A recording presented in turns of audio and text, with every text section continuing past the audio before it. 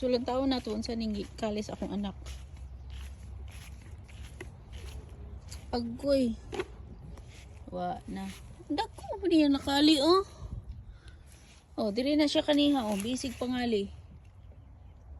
Ko kaya ni bata mangali to do ay.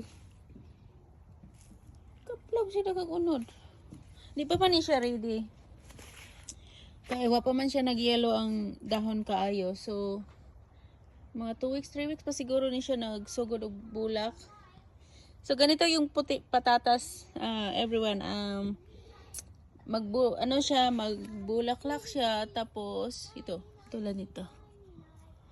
Magbulaklak siya tapos mag-umpisa na yan ng mag-yellow, that means ready na siya. So hindi pa siya masyado yellow katulad yan. Pero ito na yung na-harvest ng anak ko. Lalaki na rin. Pero lalaki pa yan. Ano pa oh, bata pa.